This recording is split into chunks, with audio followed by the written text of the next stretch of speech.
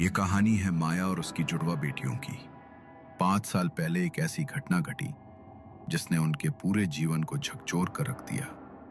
शारदा के पति रमेश की अचानक मौत की खबर आई।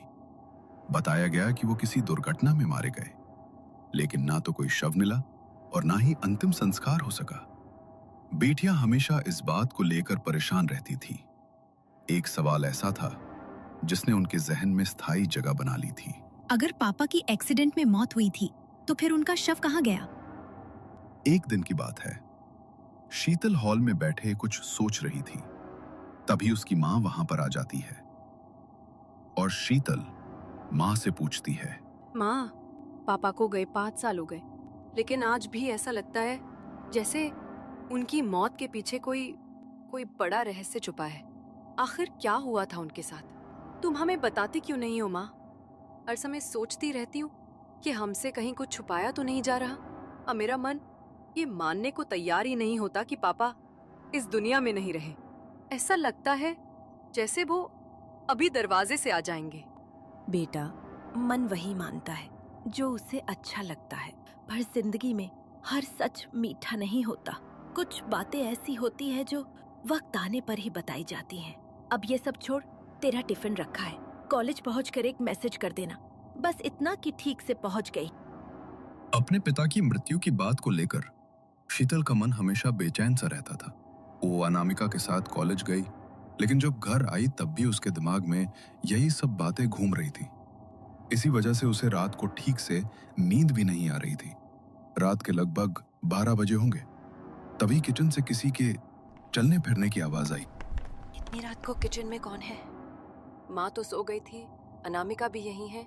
शीतल के इतना कहते ही कुछ देर के लिए खामोशी छा गई, लेकिन तभी वही खटपट की आवाज फिर से आने लगी। वो चौंक गई, धीरे धीरे बिस्तर से उठी और दबे पांव किचन की तरफ बढ़ी। अंधेरे में सिर्फ उसकी धड़कनों की आवाज साथ चल रही थी। जैसे ही उसने किचन के पास पहुंचकर झांका, उसे परछाई मेन गेट की तरफ बढ़ती दिखाई दी। कौन हो सकता है ये?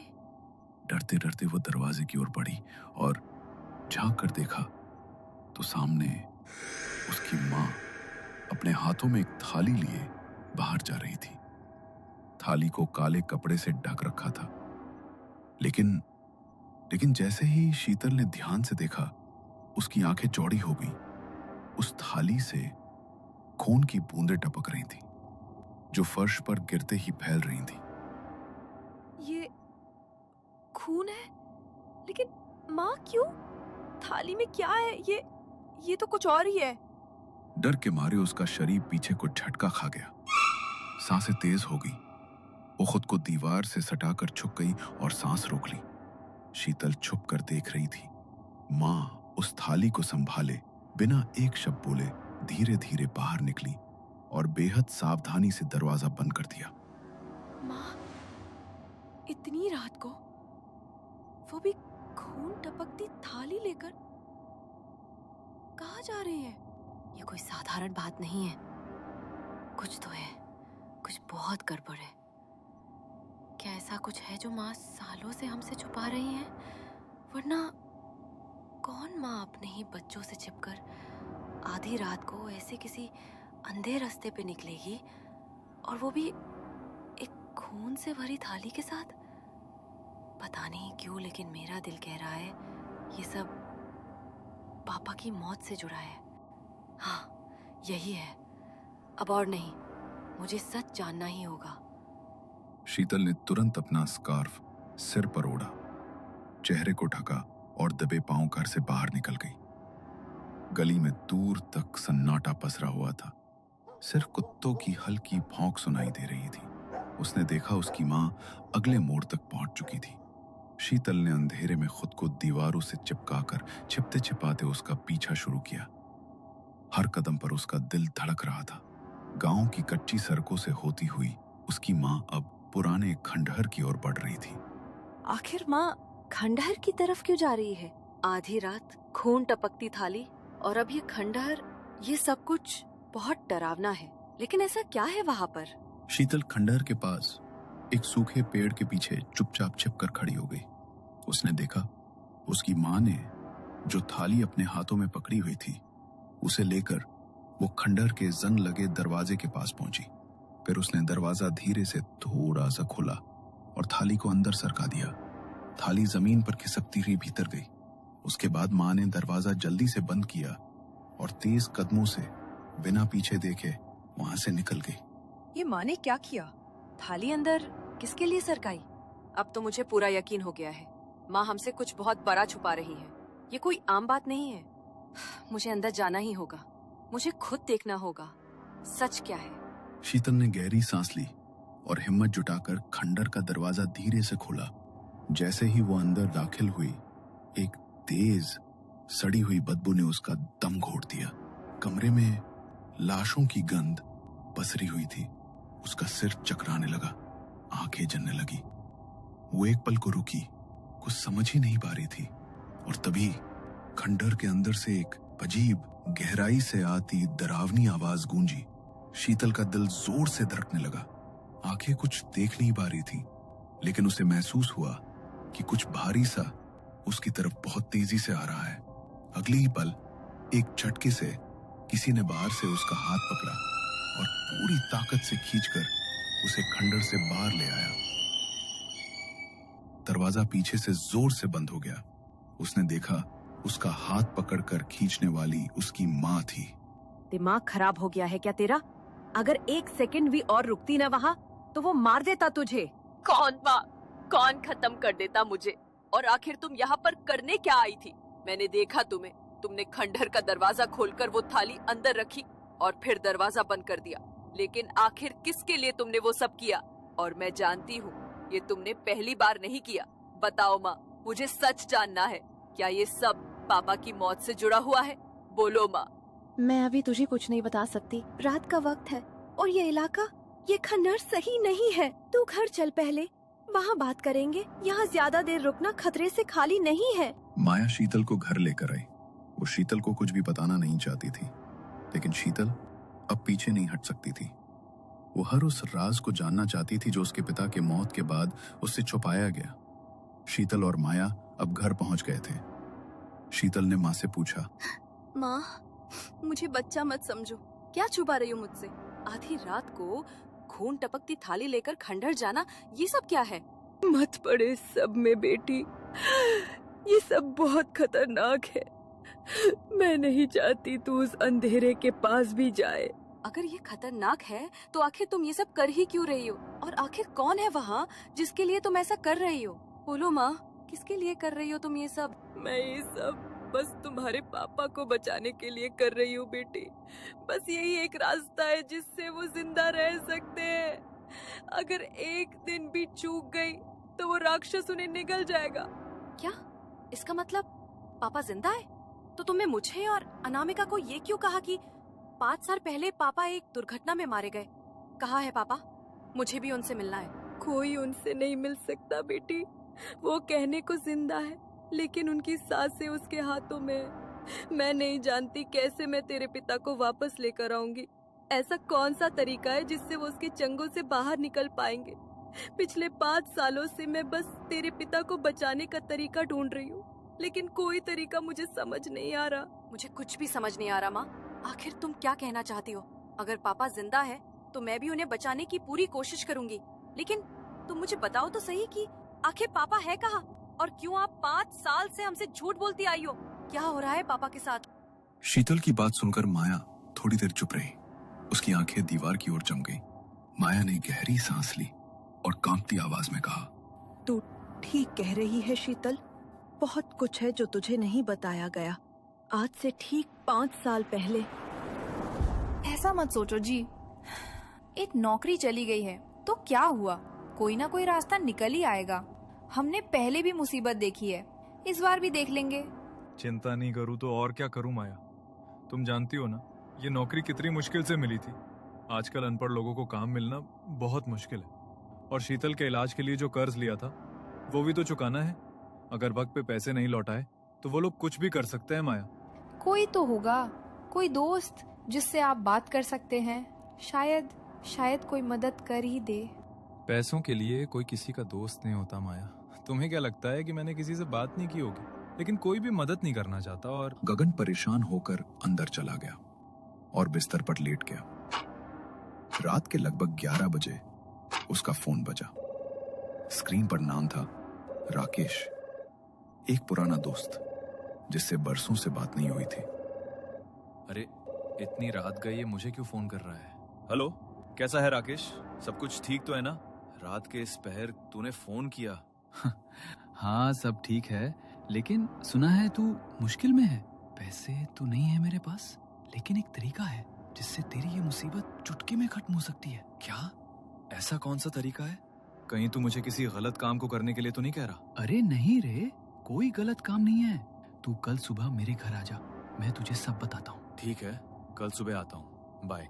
पूरी रात गगन यही सोचता रहा कि ऐसा कौन सा तरीका है जिससे उसकी सारी मुसीबतें एक चुटकी में हल हो जाएंगी।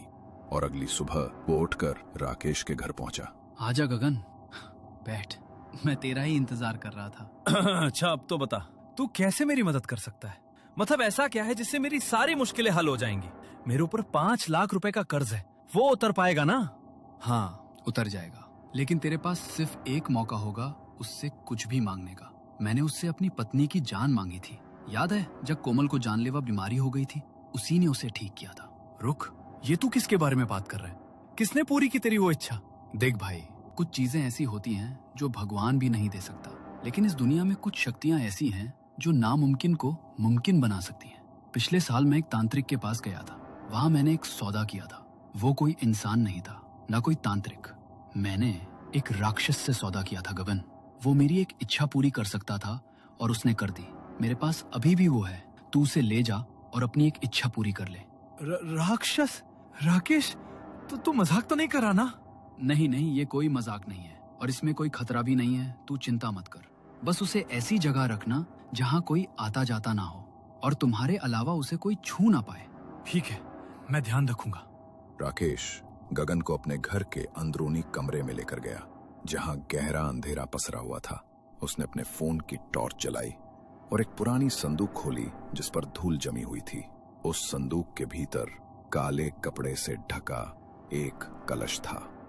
राकेश ने वो कलश उठाया और गगन की ओर बढ़ाते हुए कहा, आज से मैं इसे तुम्हें सौंप रहा हूँ, अब तुम इसकी इच्छा पूरी करना। गगन, तुम इसे स्वीकार करो। क्या तुम अपने मन से इसे स्वीकार करते हो? हाँ, मैं अपने मन से इसे स्वीकार करता हूँ। गगन ने वो कलश लिया और उसे अपने झोले में रखकर वहां से निकल गया। लेकिन जैसे ही वो राकेश के घर से निकला तो राकेश के चेहरे पर एक शैतानी हंसी छा गई। मैंने तुम्हें बचा लिया कोमल। मैंने तुम्हें बचा लिया। अब गगन ने उसे स्वीकार कर लिया है। अब तुम वापस जिंदा हो जाओगी। राकेश खुशी से पागल होता हुआ उस कमरे के अंदर बने एक और कमरे में गया, जहां उसकी पत्नी कोमल का मृत शरीर रखा था। उसने कांपते हाथों से उसका चेहरा छूने की कोशिश की, लेकिन जैसे ही उसका हाथ शरीर से लगा, कोमल का शव अचानक बुरी तरह सड़ने लगा। ये देखकर राकेश के होश उड़ गए। तभी कमरे में एक भयानक गूंजती हुई हंसी सुनाई दी। राकेश ने कांपते हुए पीछे मुड़कर देखा तो वहां एक लंबा चौड़ा विकराल राक्षस खड़ा था, जो उसकी आंखों में देखकर हंस रहा था। तुझे क्या लगा तू अपनी बला किसी और पर डालेगा तो मैं उसे छोड़ दूंगा? तूने झूठ बोला उससे कि तू मुझे कहां से लाया। मुझे तो तेरी पत्नी लेकर आई थी, इसलिए तो आज ये सब भुगत रही है। और अब वो मारी गई है।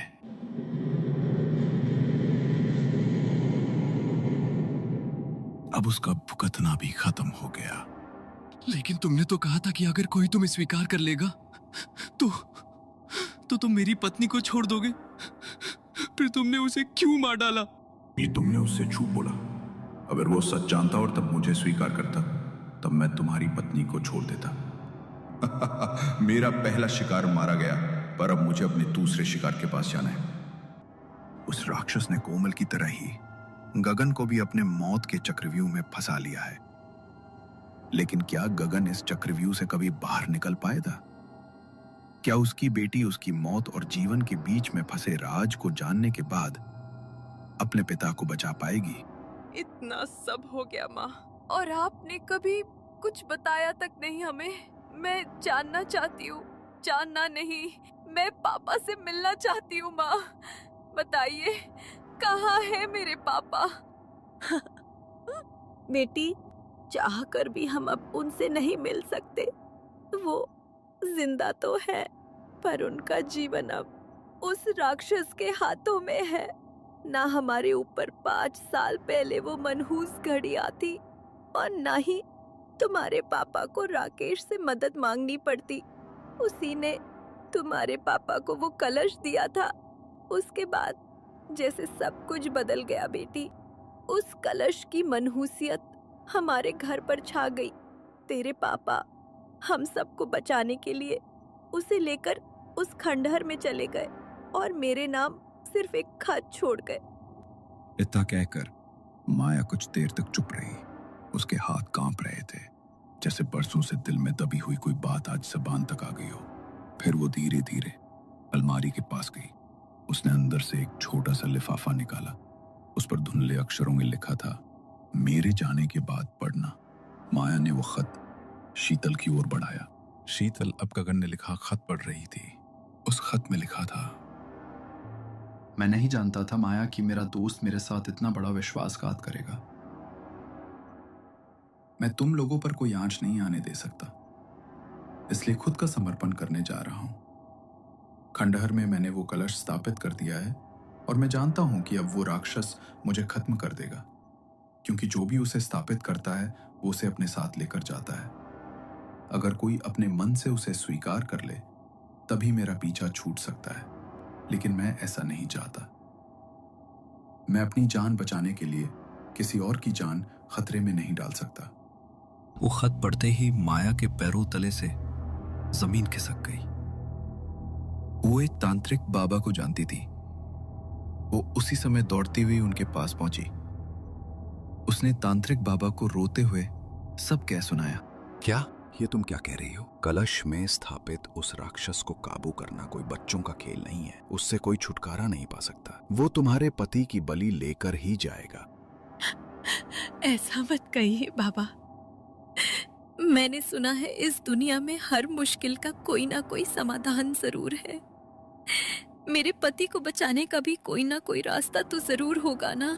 एक रास्ता है। अगर तुम्हें अपने पति को जीवित रखना है तो हर रात खंडहर में उसके लिए एक बलि लेकर जानी होगी। याद रखना, अगर एक रात भी उसे उसकी बलि नहीं मिली तो वो तुम्हारे पति की आखिरी रात होगी। उसे बलि देती रहोगी तो वो बस तुम्हारे पति को मारेगा नहीं, पर मैं नहीं जानता कि तुम अपने पति को फिर कभी देख पाओगी या नहीं। अगर उन्हें जिंदा रखने का ये एक रास्ता है तो मैं ऐसा ही करूंगी। तब से लेकर आज तक मैं हर रात एक मुर्गे की बलि उसके लिए लेकर जाती हूँ, ताकि उस बलि को स्वीकार करके वो तुम्हारे पिता को नुकसान ना पहुंचाए। तुम्हारे पिता पता नहीं किस हालत में है, और वो कौन सा तरीका है जिससे हम उस राक्षस का अंत कर पाएंगे। लेकिन एक उम्मीद है कि शायद हम कभी तो तुम्हारे पिता से मिल सकेंगे। आपने बहुत गलत किया माँ। आपने हमसे ये बात छुपाई। क्या हमें अपने पिता के बारे में जानने का इतना भी अधिकार नहीं था? मैं आपसे वादा करती हूँ कि चाहे कुछ भी हो जाए, मैं उस राक्षस का अंत करके रहूंगी और अपने पिता को वापस लेकर आऊंगी, चाहे इसके लिए मुझे कुछ भी करना पड़े। नहीं बेटा, मैं तुझे इस सब में नहीं घसीटना चाहती थी, इसलिए तुझे कभी कुछ नहीं बताया। वो बहुत खतरनाक है, तो ये सब भूल जा मेरी बच्ची। माया अपनी बेटियों को इस सब से दूर रखना चाहती थी, लेकिन अब शीतल बस कैसे भी करके अपने पिता को वापस लाना चाहती थी। वो अक्सर कभी कभी अपने कॉलेज के बाद लाइब्रेरी में रुककर कुछ किताबें पढ़ा करती थी। अगले दिन जब वो अपने कॉलेज गई तो उसने वहां एक किताब ढूंढी जो भूत प्रेतों और ऐसी ही नकारात्मक शक्तियों पर लिखी गई थी। वो किताब को पढ़ने बैठी और दोपहर से शाम और शाम से रात कब हो गई उसे पता ही नहीं लगा। तभी उसे एक पन्ने पर ठीक वैसी ही एक शक्ति के बारे में लिखा हुआ मिला जैसा उसे उसकी माँ ने बताया था। ये तो बिल्कुल वैसी ही शक्ति है जैसा माँ बता रही थी, लेकिन इसमें तो मुझे कुछ भी समझ ही नहीं आ रहा है।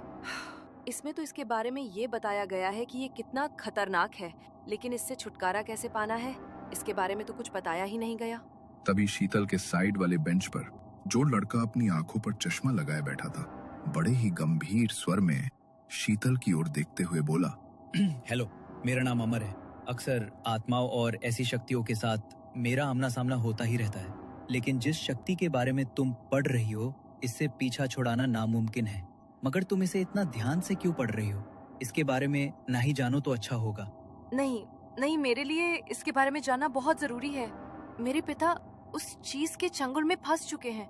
मेरी माँ हर रात किसी ना किसी की बलि देती है, बस उन्हें जिंदा रखने के लिए। मैं ये सिलसिला हमेशा के लिए बंद करना चाहती हूँ। कोई तो तरीका होगा ना जिससे इसे खत्म किया जा सके।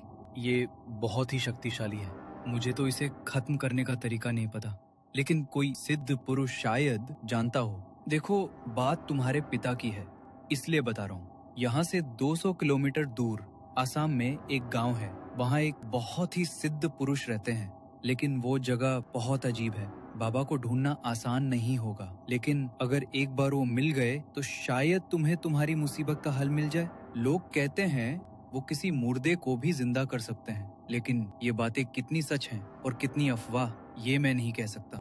उस लड़के ने कागज पर कुछ लिखा और वो कागज शीतल के हाथ में थमा दिया। अगले दिन शीतल अपना बैग उठाकर असम के उसी गांव की ओर निकल पड़ी। पूरा 2 दिन बाद वो वहां पहुंची। गांव में थोड़े ही घर थे, जैसे बस गिने चुने लोग ही रहते हों। किसी से पूछती हूँ, शायद किसी को बाबा के बारे में पता हो। शीतल ने आसपास के लोगों से बाबा के बारे में पूछना शुरू किया। तभी एक औरत सामने आई और धीमी आवाज में बोली, बाबा कब आते हैं कब जाते हैं ये कोई नहीं जानता। बस इतना समझ लो, जो सच में मुसीबत में होता है उन्हें बाबा खुद दिख जाते हैं। कोई पता बता नहीं बताएगा, लेकिन अगर तुझ में सच्ची पीड़ा है तो वो तुझे खुद ही मिलेंगे। रात तक रुक जा, शायद तू उन्हें साधना में कहीं देख पाए। शीतल को उस औरत की बात थोड़ी अजीब लगी, लेकिन बाबा का इंतजार करने के अलावा उसके पास कोई और रास्ता भी नहीं था। वो गांव में एक खाली झोपड़ी में ठहर गई, लेकिन जैसे ही रात हुई शीतल बाबा को ढूंढने निकल पड़ी। करीब 1 घंटे तक वो गांव में भटकती रही, लेकिन कोई नहीं मिला। तभी उसके कानों में किसी के मंत्रों की धीमी आवाज पड़ी। वो आवाज सुनकर शीतल उत्तर दिशा की ओर बढ़ी। वहां एक पुराने बरगद के नीचे कोई बूढ़े बाबा आसन लगाए साधना कर रहे थे। शीतल उनके सामने घुटनों के बल बैठ गई। बाबा ने आंखें नहीं खोली, लेकिन एक धीमी आवाज में कहा, मैं तुम्हारा ही इंतजार कर रहा था। अपने पिता को बचाना चाहती हो ना तुम? हाँ बाबा, मैं अपने पिता को बचाना चाहती हूँ। अब मुझे सिर्फ आप पर भरोसा है। बस मेरे पापा को बचा लीजिए।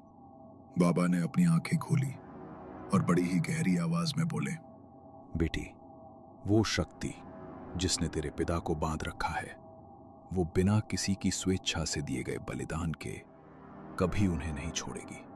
और ऐसा कोई इंसान नहीं होगा जो खुद चलकर उसका शिकार बनना चाहे। एक व्यक्ति का अपने मन से, पूरी इच्छा से समर्पण ही उसे नष्ट कर सकता है।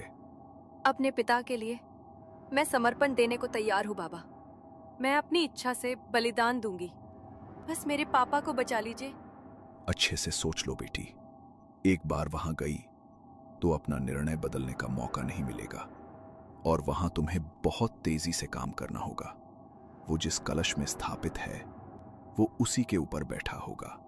जिधर से वो तुम पर झपटेगा, समझना वही कलश है।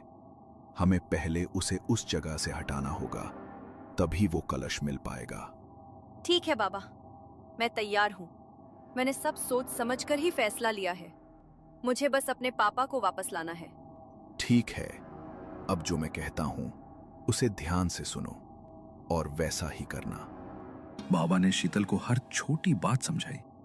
2 दिन बाद अमावस्या की रात बाबा और शीतल उसके गांव पहुंच चुके थे। चारों ओर घना अंधेरा फैला हुआ था। दोनों एक पुराने पेड़ के पीछे छुपे थे। सामने से शीतल की मां अपने हाथ में एक थाली लिए आ रही थी। थाली काले कपड़े से ढकी हुई थी, राक्षस के लिए बलि का सामान। उन्होंने खंडहर का दरवाजा हल्के से खोला और वो थाली अंदर सरका दी, जैसे हर रोज करती थी। फिर चुपचाप लौट गई। अब तुम्हारी माँ भी थाली रखकर चली गई है। जो होना था वो अब पूरा हो चुका है। आज की रात राक्षस को लगता है जैसे हर रात की तरह उसे फिर से एक बलि मिलेगी, पर उसे नहीं पता कि आज वो अंतिम बलि होने वाली है। अब यहाँ हमारी क्रिया के समय कोई बीच में नहीं आएगा, ना मानव ना कोई और शक्ति। चलो बेटी, अब समय आ गया है, हमें चलना होगा और वो करना होगा जो इस संसार में कोई नहीं कर पाया। शीतल बाबा के साथ धीरे धीरे आगे बढ़ी। दरवाजा खोलते वक्त एक पल के लिए उसके हाथ कांप उठे, लेकिन अगले ही पल उसने आंखें बंद की, गहरी सांस ली और हिम्मत जुटाकर दरवाजा खोल दिया। वो बाबा के साथ अंदर दाखिल हुई ही थी कि तभी खंडहर में किसी के गुर्राने की आवाज गूंजी। इससे पहले कि वो समझ पाती आवाज किस तरफ से आ रही है, अगर एक ताकत उसकी ओर झपटी। उसी पल बाबा ने जोर से शीतल को धक्का देकर दूर फेंक दिया। बाबा ने अपनी सारी सिद्धियां और शक्तियां झोंक दी उस राक्षस को काबू करने में। जल्दी करो बेटी, वो कलश अभी नहीं मिला तो सब खत्म हो जाएगा। अगर वो राक्षस जाग गया तो हम उसे रोक नहीं पाएंगे। बाबा की आवाज सुनते ही शीतल कलश ढूंढने लगी, लेकिन शीतल समझ ही नहीं पा रही थी कि कलश को किस दिशा में ढूंढे। उसी पल अंधेरे में उसे ठोकर लगी और वो जमीन पर गिर पड़ी।